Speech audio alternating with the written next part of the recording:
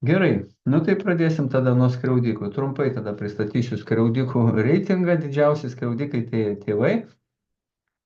5 balų stiprumas, labai, labai daug tėvai sužaloja vaikų. Sužaloja smarkiai ir pasakysiu, daugiausia kliūna vyrams. E, 10 tūkstančių vyrų berniukų gimsta kasmet Lietuvoje, 3300 vyrų yra palaidojami. Tai yra tėvai juos palaidoja, jie nesulaukia savo senatvės. Kodėl? Todėl, kad augdami yra sužaloti ir,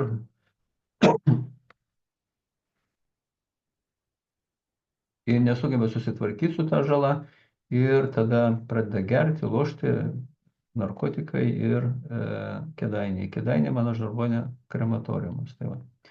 Toliau sutuoktiniai labai stiprus ir išgyvenimai yra dėl neištikimybės, fizinio, seksualinio, finansinio, emocinio smurto. Va.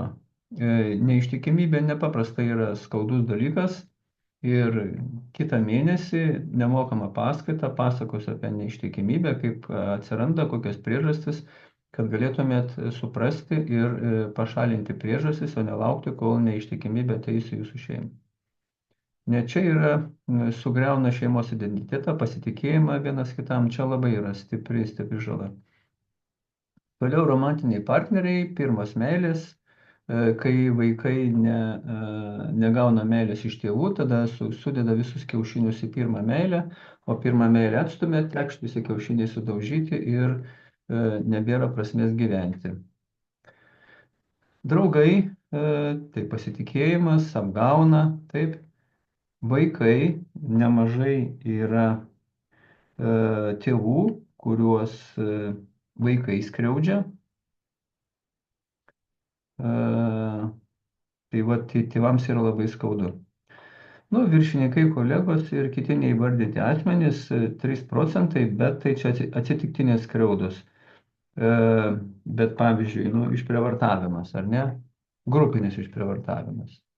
Nu, įsivaizduojat, kokia neteisybė kyla žmogaus išgyvenusio tokį dalyką galvoje, iš širdį ir kūne. Taip, pykti yra tas pats, kas gerti nuodus, tikintis, kad skriaudikas numirs. Tai va šitą ir išsiaiškinsim šiandien. Laikas neužgydo, laikas tik apneša mūsų tą skriaudą dulkėmis, bet jinai lieka viduje mūsų. Lieka viduje ir mus ėda, kankina iš vidaus. Kaip tas viskas atrodo? Jeigu mes prisimenam skriaudą arba kažkokį tai nemalonų įvykį, kuris buvo mūsų gyvenime, mes įsivaizduokit, žiūrim į praeitį. Taip, kai čia kažką išgyvenam. O jeigu žiūrim į praeitį, tai reiškia, mes atsukę esam nugarą į ateitį. Ir negalime turėti tos vidinės ramybės. Visada su mumis yra šita skausminga patirtis.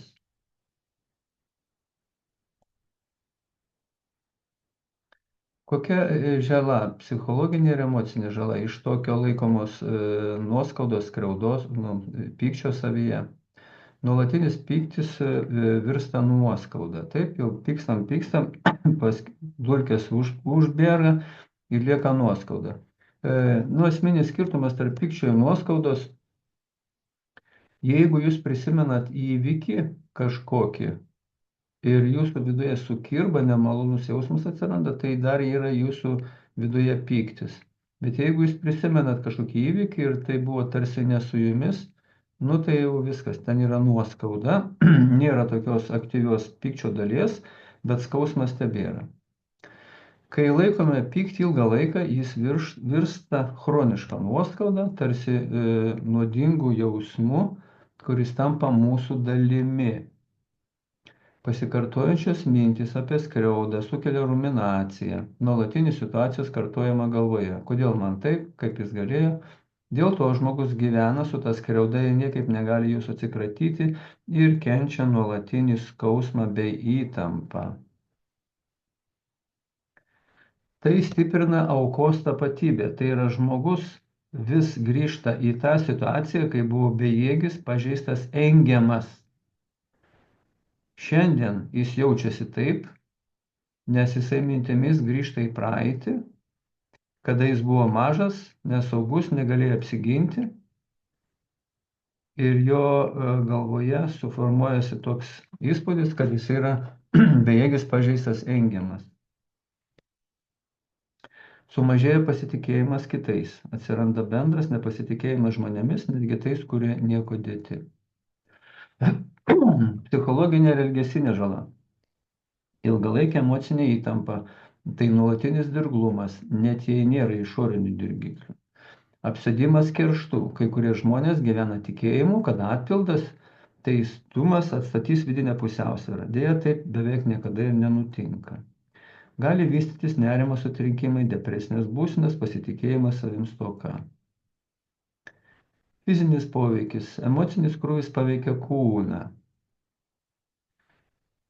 Kai emocijos laikomas savyje, jos niekur nedingsta, jos tampa psichosomatinė įtampa, tai yra pasireiškia per kūną.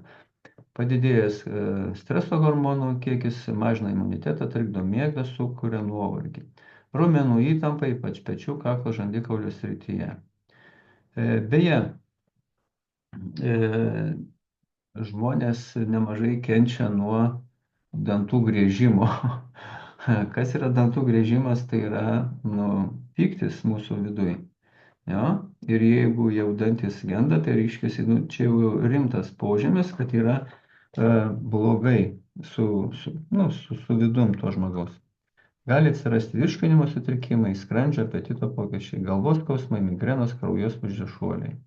Gali stiprėti širdies plakimas, permušimai, aukštas žemas spaudimas, šokinėjantis spaudimas, taip toliau. Jūs turėjot, siunčiau jums, jeigu kas spėjo pasidaryti tokį testą, čia aš pateikiu savo įvertinimą, taip.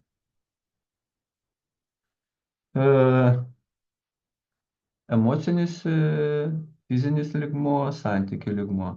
Ir viską tą aš čia biškį papildžiau, sudėjau į lentelę. Mano pavyzdžiui, ne? Emocinis 0,3, nuo 0 iki 3 yra mažas poveikis. Fizinis 0, santykių 0,2. Jeigu jūs gavote emocinį, fizinį ar santykių, kuris yra vidurkis, vidutinis, ne? Arba didesnis, nuo 8 iki 10, tai jau turit labai labai susirūpinti. Kodėl pas mane tokie skaičiai? Todėl, kad aš sėkmingai susitvarkiau su savo tuo skausmu, kuris mane buvo ištikęs. Taip, krikščionybė mus mokina tave nuskriaudė. Suprask, jis toks yra, ar jinai tokia yra, ir atleisk. Bet tai neveikia. Kodėl neveikia? Neveikia, nes ta skriauda, kurią mes išgyvenam, įsirašo į mūsų kūną, emocijas ir protą. Įsirašo į mūsų kūną, į emocijas ir protą. Ir bandymai sutvarkyti savo mintis, protą nepakankami. Būtina neutralizuoti patirtą skriaudą kūne, emocijos ir prote. Taigi, tam aš pats per save praleidau ir sukūriau savo, tokį unikalų produktą, pykčių ir nuoskaudų neutralizavimas. Jums pasisekė, nes jūs esate čia ir galite sužinoti, kaip save išlaisvinti iš nuoskaudos spąstų, jeigu jūs, aišku, tokius turite. Tai, sakiau, esu pats išgyvenęs didžiulį skausmą, kančią ir man pavyko atrasti šį metodą, kuris padėjo man bei padeda kitiems žmonėms. Jau sakiau, kad netgi po tokių skaudžių išgyvenimų kaip tėvų išprievartavimas, tai žmogus galėjo atleisti skriaudikui. Šis metodas padės ir jums išsilaisvinti iš skriaudos spąstų. Nes jeigu jūs prisimenate tą skriaudą, jinai gyvena su jumis, kitaip sakant, ji jūs laiko savo spąstuose. Ir jūs niekada neturėsit vidinės ramybės, niekada negalėsit džiaugtis gyvenimu, kol ta skriauda bus jūsų viduje. Ir toks įsireiškimas vaikšto kaip žemę pardavęs. Ne mes dabar žemę turim, nei pardavinėjom, bet toks įsireiškimas. Tai reiškia, kažkas yra blogai žmogui. Na ir padės jums, jeigu darysite, ir nepadės, jeigu nedarysite. Kaip aš sakau, kelią nueina einantis ir priešingai stovintis lieka stovėti ten, kur buvęs. Ką jūs turėtumėt padaryti? Jei jūs kenčiate nuo patirtos skriaudos ir norite skriaudą iš savęs pašalinti, jūs turite neutralizuoti skriaudos poveikį kūne, emocijose ir prote. Susidėliokim pykčio ir nuoskaudų neutralizavimo pamatus. Kodėl čia toks mechanizmas sukurtas ir kaip jis veikia. Taigi, mūsų lūkesčiai ir realybė. Įsiaiškinkime, kaip kyla, gimsta pyktis. Taip? Pasitarsim apie vertybių ir įsitikinimų sistemą, kaip jinai veikia mūsų pyktį, skriaudą, nuoskaudą. Nuoskaudos ir pyktis, kuo skiriasi, kas yra stresas, agresija, pavojaus mechanizmas, iš ko susideda mūsų smegenys, kas atsako už mūsų saugumą, koks yra bijantis, koks yra pykstantis žmogus, kas yra homeostazė, emocijos ir vanduo. Pykti yra tas pats, kas gerti nuodus, tikintis, kas skriaudikas numirs, išsiaiškinsit šito teiginio esmę. Lazda turi du galus, gyvenimas yra mokykla. Ir kur įsirašo nuoskaudą į kūną, emocijos, protą. Taip. Ir kaip reguliariai nuimti įtampą dėl pažeidimų. Taigi, mūsų lūkestis ir realybė. Kaip gimsta pyktis? Labai paprastas mechanizmas. Įsivaizduokite, jūs turite kažkokį lūkestį į žmogų, į jo elgesį ir veiksmus. Taip? Pavyzdžiui, kad jisai supras jūs. Gerai? Tačiau realybė yra tokia, kad jis jūsų nesupranta. Taigi matom, lūkestis realybė yra skirtingame aukštyje. Nu, jeigu tai paimti nuo grindų, taip, va čia realybė, o nuo grindų iki čia yra lūkestis. Tai va šitas skirtumas yra nusivylimas. Kai mes tikimės iš kažko nors ir jeigu tai neatsitinka, mes nusiviliam. Nusivylimas sukelia nepasitenkinimą. Aš tikėjau, o tu taip nepadarėjai. Aš tikėjau tavim, o tu taip nepadarėjai. Nepasitenkinimas yra vienintelis pykčio šaltinis. Nepasitenkinimas yra vienintelis pykčio šaltinis.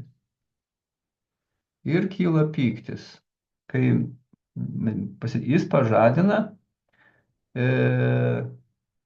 mūsų priekaištus, menkinimus, žeminimus, įkandimus, kaltinimus ir dar kažkokį blogą finansinį, seksualinį, fizinį smurtą ir panašiai. Tu nepadarei taip, arba tu taip padarei, ne? Tai dabar žiūrėkit, tai va tas pyktis, kai kyla, iš to nepasitenkinimo jis turi dvi duris - į lauką, į išorę, per va šitą agresyvų bendravimą, elgesį vienas su kitu, arba jis lenda į vidų ir pyktis lieka laikom viduj, kol dar jisai dar ten toks didelis, sukandę dantis laikom, kad neišeitų. Ir ilgainiui apdulka laiko dulkėmis tas pyktis ir pavirsta į nuoskaudą. Va čia nuo gerklės apačios iki diafragmos apačios yra emocijų indas, kuriame mes tas pyktį ir nuoskaudas laikome. Taigi, toliau, jeigu jūsų lūkestis yra labai aukštas, o realybė labai žema, nu didelis nusivylimas, didelis nepasitenkinimas, daug kyla pykčio ir tada jau kažkaip reikia su tuo pykčiu tvarkytis. Arba tada bandom pastatyti kitą ant ausų, juokauju, arba praryjam ir kenčiam į vidų. Bet kiek galima čia sudėti? Ir yra tokia patarlė, jau šitas tavo žodis perpildė mano kantrybės taurę. Kodėl? Jau nebetelpa. Nebetelpa fiziškai. Tai va, jeigu nenorit turėti savyje pykčio, jūs turite nuleisti savo lūkestį iki realybės. Kaip čia nuleisti? Nu gerai, geras klausimas. Jo. Kaip valdyti savo lūkesčius? Pirmą dalyką, ką jūs turite įsiaiškinti, suprasti, kas jums sukelia tuos lūkesčius. Nu, kiek man yra žinomi, tai yra kiauri šuliniai, tai yra menkavertiškumo, nesaugumo jausmas, atstumimo, nereikalingumo jausmas. Tai va, ir kol mes turim tuos kiaurus šulinius, mes tikimės, kad antra pusė mums tuos kiaurus šulinius užpildys, duos mums tai, ko mums reikia. Nu, ačiū Čepmanui už 5 meilės kalbas, jos labai gražiai rodo į mūsų šulinius ir tada mes norim arba palaikymo žodžių, nesako, reiškia manęs negerbė. Nebūna su manim, vengia manęs, reiškia ne. Tai tada, jeigu mes turim tokius lūkesčius į antrą pusę, jeigu jie neišsipildo, o jie pildosi tik tai tol, kol yra medaus mėnuo arba medaus metai, kol yra medus, o jau toliau nebėra. Prasideda gyvenimas su buitim bendra, o kai vaikas ateina, iš vis atsiranda įtampa ir nieks jau nebesirūpina, nei rodo dėmesio, nei šokinėja, nei palaiko, nei dar kažko tai daro. Tai va, tai kol pas žmogų yra aukšti reikalavimai kitiems, tai čia yra jo problema, bet tada jisai nu, vat, gauna dar vieną papildomą problemą. Jo lūkesčiai neišsipildė ir tada jisai nu, kenčia arba bando antrą pusę priversti tenkinti jo ar jos poreikius. Nu, gali būti aukos vaidmuo, tu turi viską už mane padaryti. Tu kaltas. Aukos vaidmenį galima pažinti iš kaltinimų. Jeigu jūs kaltinat kitą žmogų, reiškia, jūs turit aukos vaidmens. Kiek? Nuo 1% iki 100 nežinau, bet kaltinimai yra požymis aukos. Kitų žmonių menkinimas yra požymis pažeistos savivertės. Tada kitas žingsnis, kai suranda, kas sukelia tos aukštus lūkesčius, pašalinti priežastis, kurios sukelia ir tapti tobulėjančią ir mokytis iš patirties. Padidinti toleranciją, suprasti, kad kitas mato kitaip ir elgesi ir nori kitaip ir jūsų darbas yra susitarti. O jeigu nesusitarit, nu, tai tenka kentėti tarp konfliktų. Dabar dar vieną lūkesčių netitikimo ir pykčio kilimo šaltinių parodysiu per vat, šitą schemą. Taip? Šitą atrado 100 metų atgal Zigmundas Freudas, psichologijos tėvas. Jis atrado, kad žmogus susideda iš pasąmonės, iš, nu, vat, ta, kuri valdo mūsų visą kūną, emocijų sistemą ir taip toliau. Iš sąžinės, iš sąmonės, taip, protas, taip. Ir vat, sąžinė, vat, matot, yra nuo proto suvokimo iki pasąmonės labai giliai. Aš esu visuma, kūnas, protas ir siela. O pati sąžinė susideda iš mūsų principų, vertybių, įsitikinimų, nuostatų, prielaidų. Ir jeigu kas nors elgesi ne taip, kaip mes manom, kad turėtų elgtis, mes vykdom teismą. Ir jeigu elgesi ne taip, kaip mes esame įsitikinę, baudžiam. Nu, su durklu arba aštriu žodžiu. Jeigu žmogus elgesi taip, kaip mes manom turi elgtis, tada mes jį apdovanojam. Pyragam. Nuoskaudos ir pyktis, kuo skiriasi? Giliau lyskime, gerai? Pyktis tai emocinė būsena, kylanti, reaguojant į suvoktą grėsmę, neteisybę ir frustraciją. Tai viena iš bazinių emocijų, pasireiškinti įvairių intensyvumų, nuo dirglumo ir susierzinimo iki įniršio ar įtūžio. Psichologiškai pyktis signalizuoja apie tai, kad buvo peržengtos asmeninės ribos ar pažeisti lūkesčiai. Pagrindiniai bruožai. Pyktis kyla reaguojant į situacijas, kurios laikomos pavojingomis, nesąžiningomis arba kenkiančiomis. Gali būti nukreiptas tiek išorinė, pavyzdžiui, ant kitų žmonių, kaip jau sakiau, tiek į vidų savikritiškumas, kalties jausmas. Tarnauja kaip gynybinė reakcija, stiprinanti prisipriešinimą, imunizuojant energiją veikti ir išvengti pavojaus. Taip? Nu, pavyzdžiui, žmogus gali supykti, jei kolega jį neteisingai apkaltina. Nu, pyktis kaip atsakas į socialinę neteisybę. Nuoskauda. Nuoskauda tai ilgalaikis emocinis skausmas, kylantis dėl patirtos neteisybės, įžeidimo, atstumimo ar pažeminimo. Tai mišri emocija, kurioje susipina liūdesys, pyktis, nusivylimas, kartėlis. Dažnai nuoskauda siejama su neišspręstais konfliktais ar neatleistomis žaizdomis, kurių visi turime. Pagrindiniai bruožai.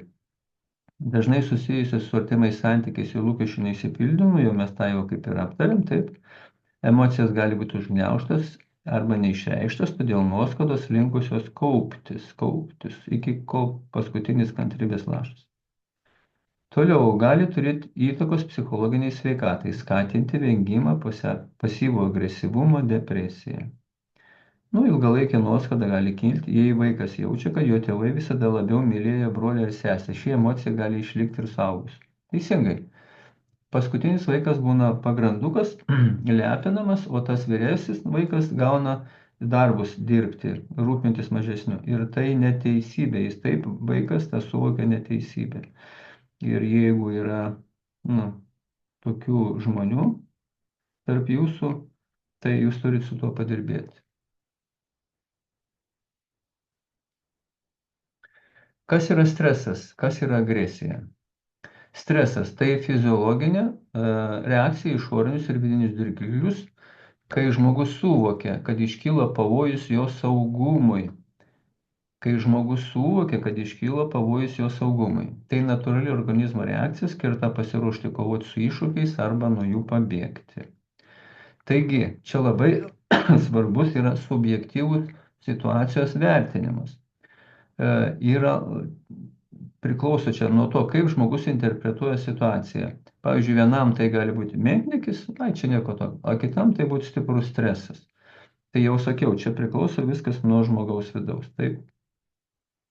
Fiziologinis atsakas suaktyvėja, kai mes tik suvokiam pavojų, aktyvuojama yra simpatinė nervų sistema, kuri per 0,1 sekundės, per 1 sekundę yra per ilgas laiko tarpas, per 0,1 sekundę paleidžia mūsų kūne 1400 cheminių reakcijų.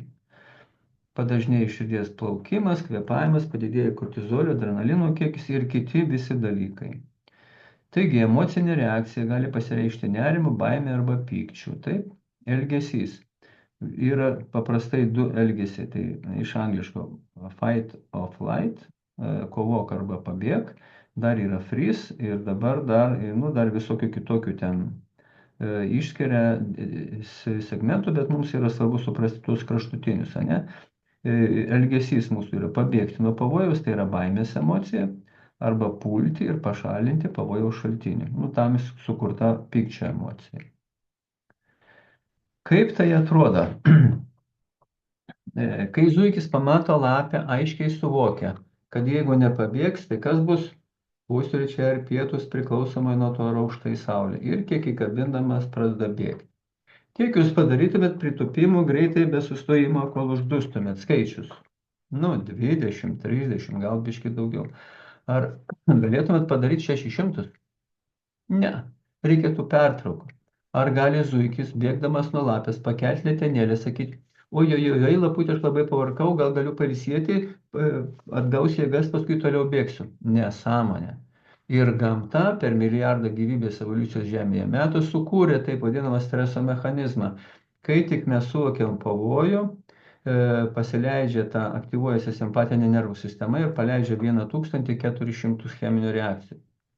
Pagrindinė ta reakcija yra iš moters kepenų 300 gramų gliukozės, iš vyro 400 gramų gliukozės, 2 stiklinės cukraus į kraują šliūkšt.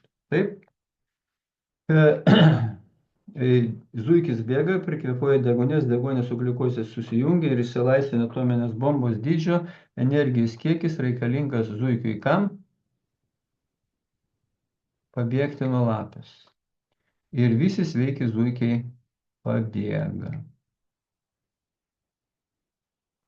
Dabar jūs turėjote dar, aš siunčiau jums tokį streso testą pasidaryti. Čia vat, vienos klientės pateikiu. Vat išoriniai įvykiai, nu, 443% veikia ją, nu labai stiprus, mane. Psichologiniai mąstymo simptomai, neigiamos mintis yra 3, emociniai simptomai 13, elgesio 6, fiziniai 11, viso 33. Bendras skaičius 10-12 yra norma, 33 reiškia šitą klientę viršijo streso lygį 3 kartus. Stresas kyla mūsų mintise, o čia 3 nemažai, tada pasileidžia emocijos, matote, emociniai simptomai 13, tai rodo, kad šiuo metu žmogus išgyvena didelį nesaugumo jausmą, vėliau tai keičia elgesį, nu, įtakoja elgesį, ten konfliktai, rūkimai prasideda, ten dar kažkas. Ir galiausiai, jeigu tai tęsiasi ilgą laiką, stresas pasireiškia kūne. 11 streso požymių kūne rodo, kad jau kūnas smarkiai pažeistas. Nu, tai čia va taip ir parodėte. Jūs galite pasižiūrėti savo įverčius ir patys įsivertinti, koks jūsų streso lygis.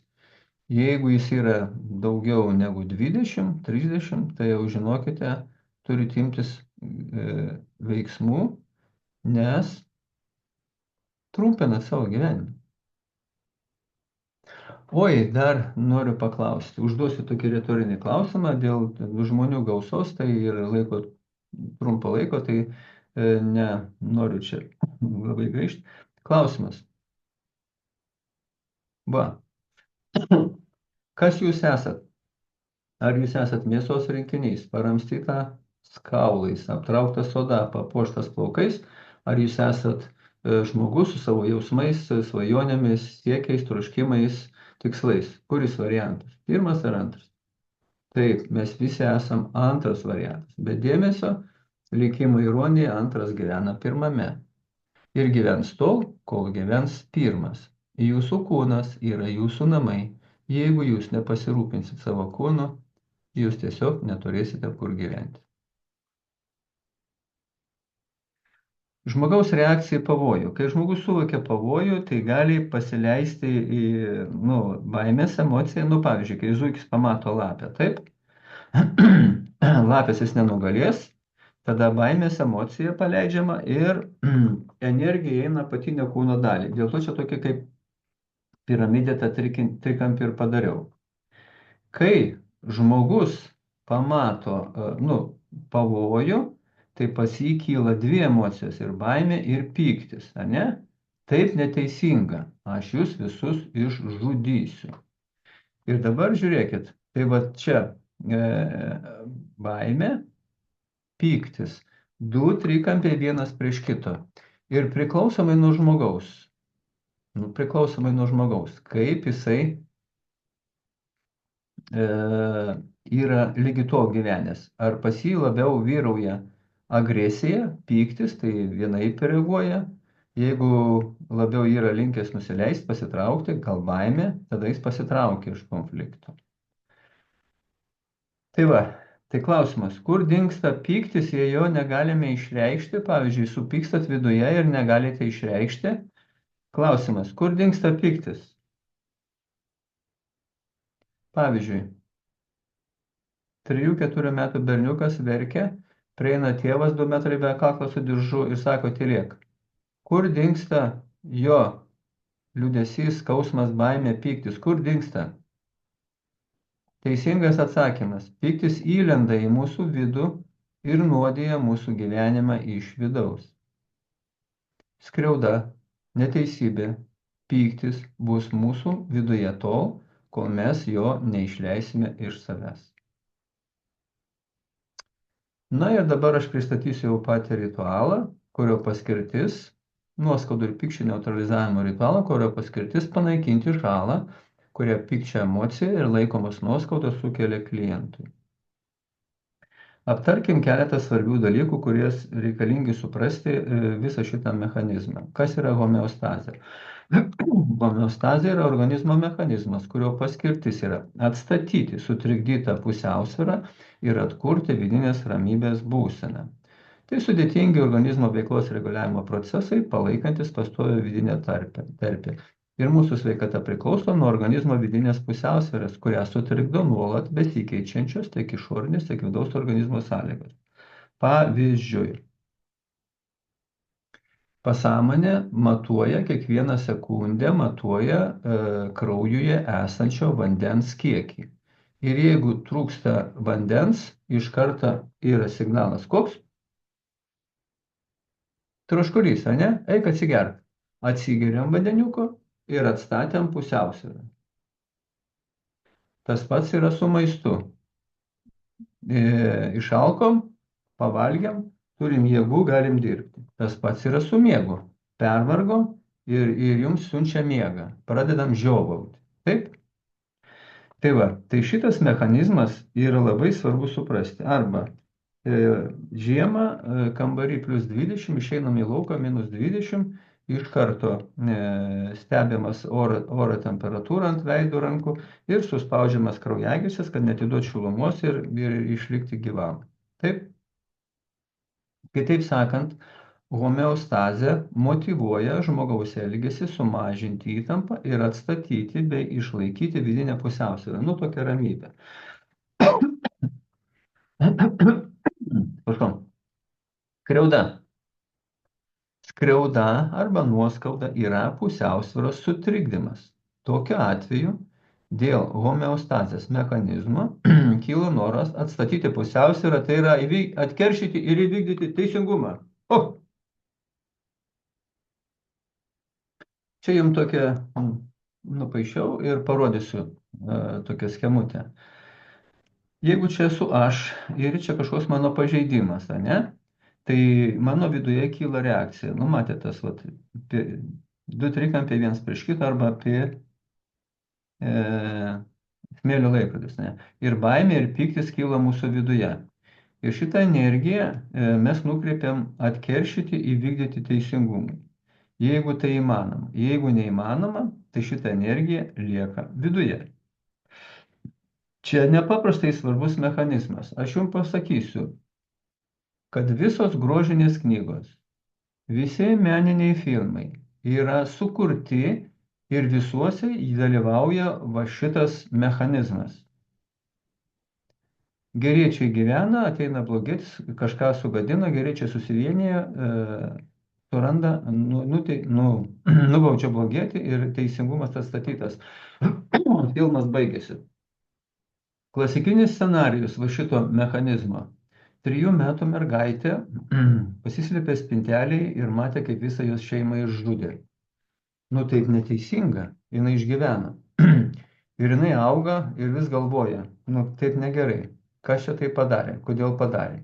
Nesvarbu, gal tie jos tėvai, broliai, sesės buvo nusipelnę tos mirties, nu čia kiti dalykai. Bet jos galvoje ta vat neteisybė yra, taip?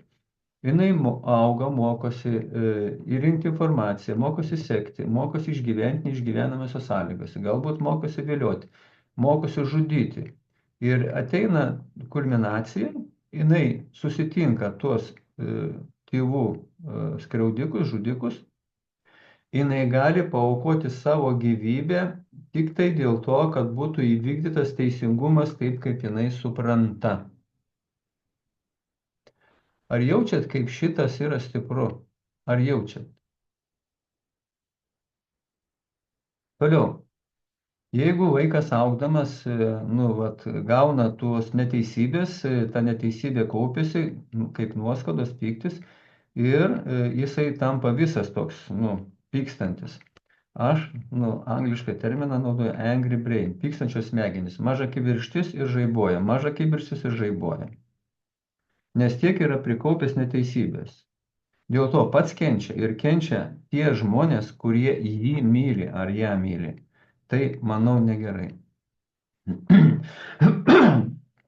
Turėjote dar vieną smagų darbą pasižiūrėti Islandijos išsišokėlių grupės Hatari dainą Neapykanta bus išlaisvinta.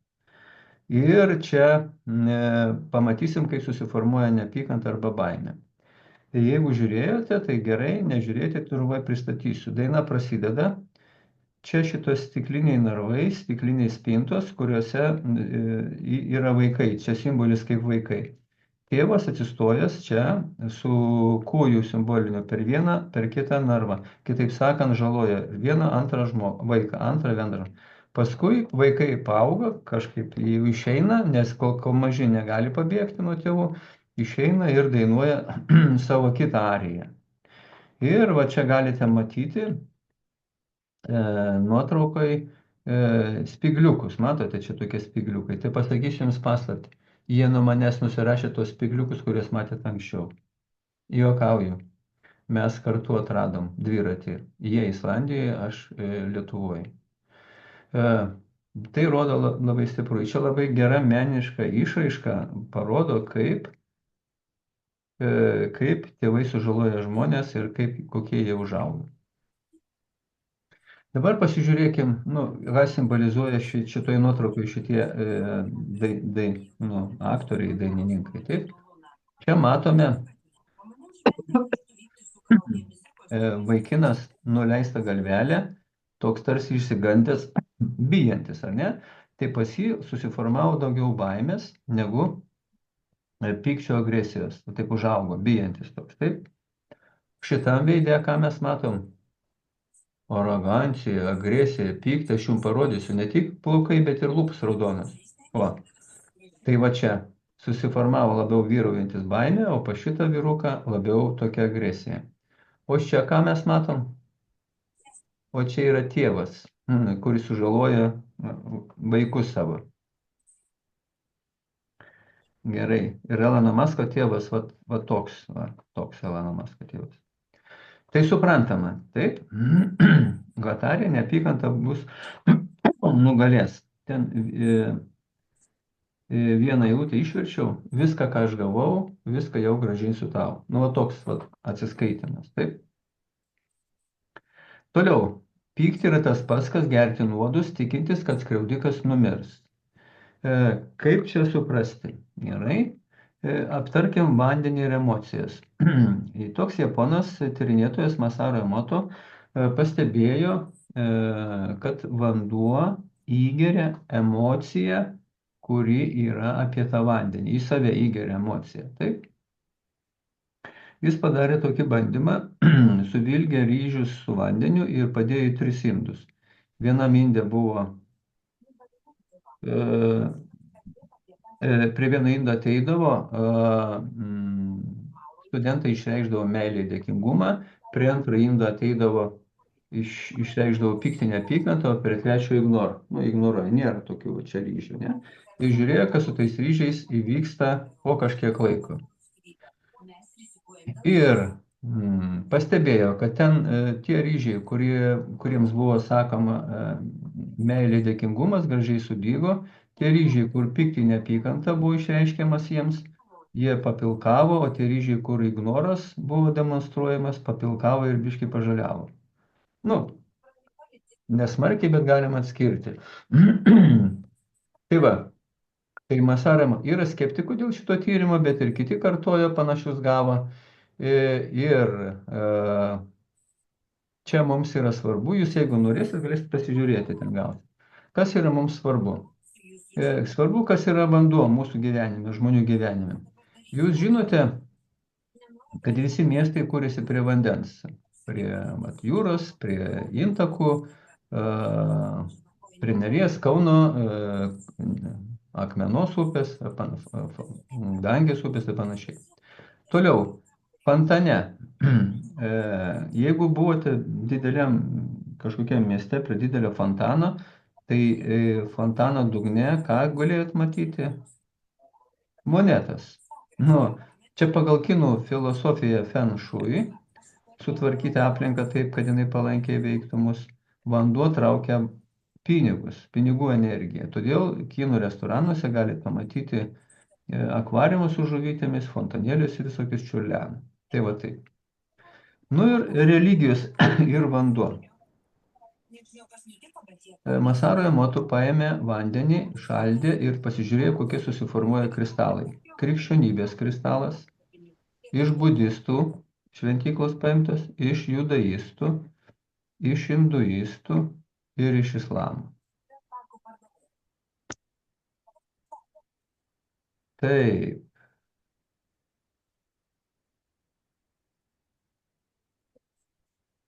kuris jums kristalas yra malonesnis širdžiai, artimesnis, ar ne?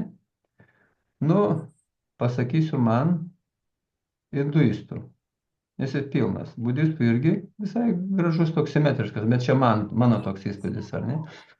Bet vidury yra tokie skeletai man. Tai va, tai dalis šito ritualo, kurį jūs galėsit išmėginti, ateina iš hinduistų ir galėsit savo na, į save įkrauti tokią pozityvią energiją. Taip. Dabar vanduo paimtas Šinagava rajone, Tokijuje, ten ir man teko praeitais metais būti. Šiaip vanduo Japonijoje yra geriamas iš krano, labai geras. Tai vat vanduo iš krano paimtas, suformuoja tokius kristalus. Tas pats vanduo, pabuvęs budistų šventyklai, pripildytas šį Soul ir Spirit energijos, pasidaro va šitoks. Ar jaučia skirtumą?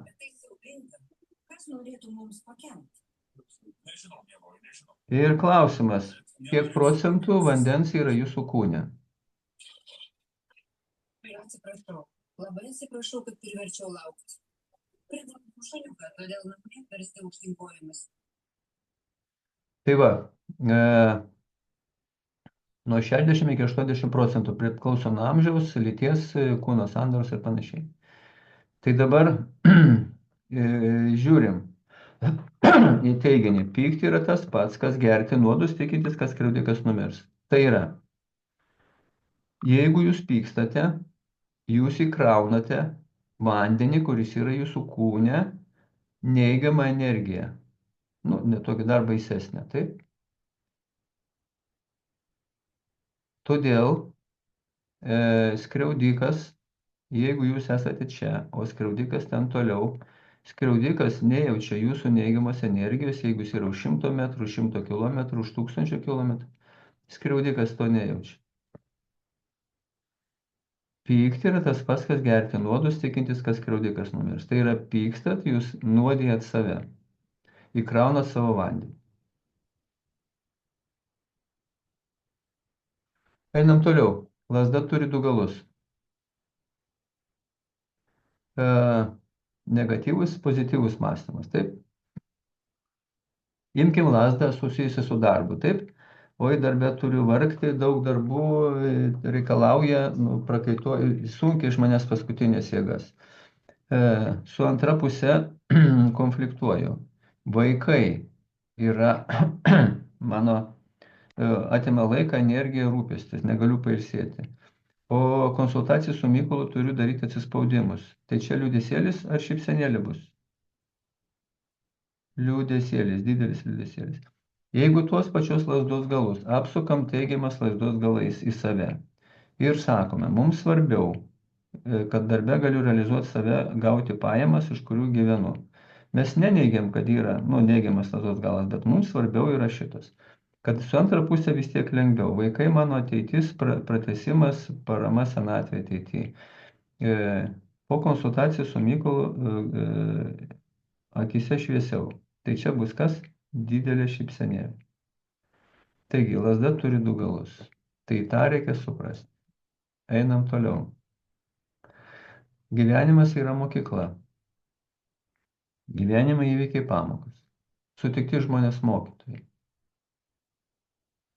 Jeigu jūs taip suprantate, tai jūs žiūrite į gyvenimą ne kaip į vietą, kur jūs žudo ar skriaudžia. Jūs žiūrite į gyvenimą kaip į mokyklą. Jeigu žiūrite į gyvenimo įvykius kaip pamokas ir jeigu jūs išmokstate iš tų pamokų, jūs patobulėjate. Nu ir ką aš turiu išmokti iš dabartinės gyvenimo pamokos? Gyvenimo įvykis pamoka, sakykime, išgyvenau skriaudą, ar ne kažkokį. Ką aš iš tos pamokos turiu išmokti? Turiu išmokti susitvarkyti su šita skriauda. Galim ir kitokius čia variantus paimti. Santykių krizė. Ką turi išmokti? Kurti darnius santykius. Taip. Neištikimybė. Taip. Skaudi pamoka. Neištikimybė. Ką aš turiu išmokti? Pasiekti abipusį emocinį seksualinį pasitenkinimą, kad to neatsitiktų. Atsiliepimas. Labą dieną, Mykolai. Po pykčio ir nuoskaudų išmetimo jaučiuosi kur kas geriau. Tikrai jausmas toks, lyg nusimeččiau nuo savęs senus suplyšusius karmalus ir dabar galiu apsirengti taip, kaip noriu aš. Kad padirbėta gerai, per pykčio išmetimą, sako ir skaudantis raumenis, tikrai buvo ką išmesti, nors prieš tai atrodė, kad nieko ten pas mane viduje nėra. Džiaugiuosi, kad nesigėdėjau ir galėjau pasitikėti jumis. Iki malonaus. Tai va, tai vienos klientos atsiliepimas, jūs gavot nuorodą į kitos klientos atsiliepimą. Jūs taip pat gavot nuorodą į 3 minučių vaizdo įrašą, kaip mes dirbam praktiškai miške, išmesdami iš kūno ir iš emocijų sukauptas skriaudą nuoskaudas. Taip pat po to mes jau dirbam kabinete ir atrandam teigiamos lazdos galus. Turėjom neigiamą skausmą, turėjom teigiamą naudos, pliusas, minusas neutralizavosi nulis. Ir tada žmogus atsikabina nuo to praeities skausmingo įvykio. Kaip reguliariai nuimti įtampą dėl pažeidimų, nes pažeidimų mes sukaupėm kasdien ir gali būti po kelis, tai yra emocijų išmetimo meditacija. Kartą per mėnesį darau, jeigu norit, galėsim atvesti, parodysiu ir jums. Taigi ritualas, kaip jį atlikti. Pasidarom pykčio nuoskaudų inventorizaciją, tada įvadas į pykčio nuoskaudų neutralizavimą arba šitą peržiūrim šitą paskaitą, viskas kaip suprantama. Tada neišreikšto pykčio išmetimas iš kūno ir emocijų miške, naudos iš buvusios žalos suradimas prote ir iniciacija gyvenimo valdovas ar valdovės. Viso 2 susitikimai ir pykčio proceso neutralizavimo procesą 2 skriaudikams atlikimas su mano priežiūra, išmoksite ir visus kitus skriaudas galėsite savarankiškai atlikti. Praktinė dalis, neutralizavimas kūne emocijose trunka apie valandą, neutralizavimas prote truputį daugiau. Paskaitos dalyviams galėsiu pritaikyti 10% nuolaidų nuo valandinį įkainį. Nuorodą užsiregistruosite, rasite pokalbių kambarį arba vaizdo įrašo aprašyme.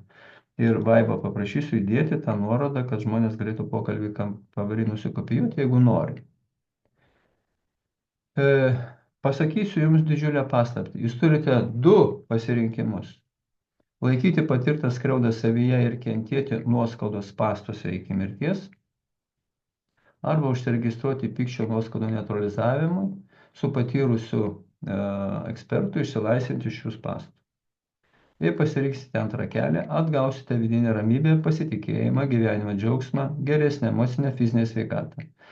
Jūs įgausite pasitenkinimą tuo gyvenimu, kurį gyvenate.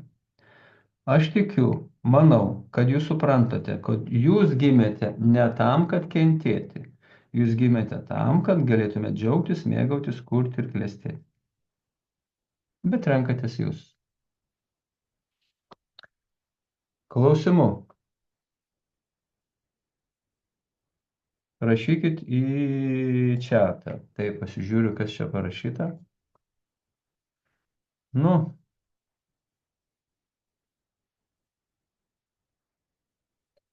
Čia Vaiva parašė. Gerai. Ačiū. Ačiū ir už paskaitą. Taip. Rašykit klausimus, jeigu norit kažką, arba kelkit rankytę, ten čia raise hand angliškai parašyta. Ir tada galėsit, suteiksim, bus mikrofonas atidarytas, suteiktas žodis, galėsim pakalbėti.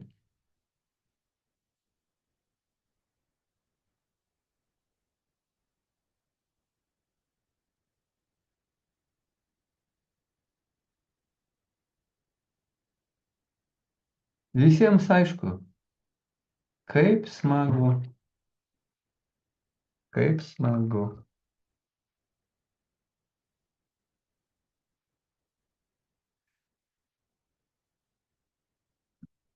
Kaip vaikų pyktį numalšinti? Geras klausimas. E, Vaikas dar neturi tokios patirties, neturi suformavusi įgūdžių ir panašiai. Ir dažnai būna, kad vaikas supyksta dėl to, kad jam kažkaip nepavyksta.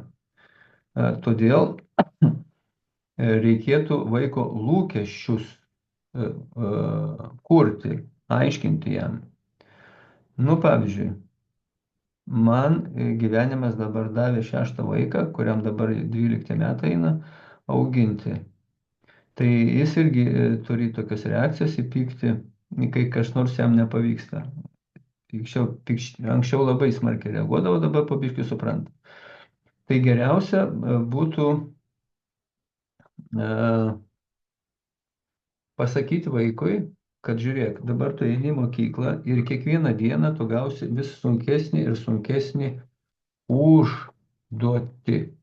Tai normalu, kad tu nežinai, normalu, kad tu nesuprasi. Tai yra nuleisti jo lūkesčius, nes jis tikisi, kad lengvai įveiks kažkokį dalyką. Nuleisti jo lūkesčius iki realybės. Nesuprasi, nieko tokio. Pagalvok, nes neišeina, manęs paklausk, neišeina, mokytojas paklausk. Tai valdyti lūkesčius. Toliau yra labai svarbu fizinė iškrova vaikams. Ir mano supratimu turėtų vaikas kažkokį tai lankyti sporto būrelį, o jeigu ne, tai tada baseinas, pasiausti, batutus, pašokinėti, kad vaikas iškrautų savo tą fizinę, pariekauti. Dar labai padeda juoko terapija. Nežinau, daug šitų renginių, kitą mėnesį bus jogos pradininko ten toks metinis ir reikėtų padaryti jogos seansą. Gal padarysiu, gal ne, nežinau, jeigu kas nors padės, gal padarysiu. Taip, tai va taip dirbti su juo ir mylėti. Mylėti, kantrybė, meilė ir aiškinimas, strategija iš 3 žodžių, kurią turi taikyti. Ir skirti laiko. Gerai. Dar čia kas klausimas? Nu, Edita Gvazdėva irgi parašė, vaiko poreikiai nepatenkinti, tai gali būti ir dėl vaiko poreikių nepasitenkinti, jaučia vaikas nesaugus, gali savivertė būti, abejotina, jisai gali manyti, kad jis yra blogas, jeigu jam nepavyksta kažką padaryti, tai reikia surasti, šnekėtis, visada sakyti, myliu tave, viskas bus gerai, aš su tavim, nesijaudink. Vienu žodžiu toks pasitikėjimas. Gerai. Taip, gali vaikams dėmesio, palaikymą trukdyti. Taip, čia priežasčių gali būti ir paprastai yra ne viena, daugiau. Tai va reikia nustatyti priežastis, tada pašalinti priežastis. Dar 1 minutę kažkokiam klausimui. Jeigu norit, užduokit. Jeigu ne, už minutės tada eisim pas vaikus.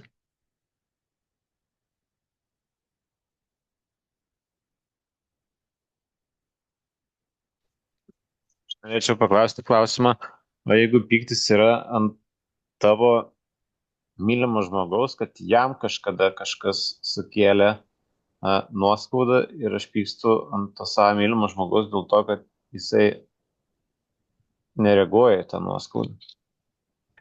Patikslinkit, prašau, kam sukėlė nuoskaudą? Skriaudą. Mano žmonai buvo anksčiau padaryta skriauda. Ir aš pykstu. Ne iš mano. Iš kito kažkokio žmogaus. Iš kito kažkokio žmogaus. Ir dar net mano žmona nebuvo. Ir aš pykstu ant jos dėl to, kad tenai į tą nuoskaudą visiškai nereaguoja ir tiesiog ją praryja. Tai va. Tai žiūrėkit, Mindaugai, jūs turite aukštą lūkestį ją, kad jinai supras, susigaudys, ateis į Mykolo seminarą, suras informaciją, o jinai to nepadarė. Ir jūs turite lūkestį, realybė nesutampa, jūsų viduje kyla nusivylimas, nepasitenkinimas ir pyktis. Tai čia šiandien arba rytoj paskelbsiu vaizdo įrašą, atsiųsiu visiems, kurie registravosi, galės pasižiūrėti, pažiūrėkit žmoną ir tada aš galėčiau padėti jai su tuo susitvarkyti. bet už ją nieks negali padaryti. Tai mano toksai būtų patarimas.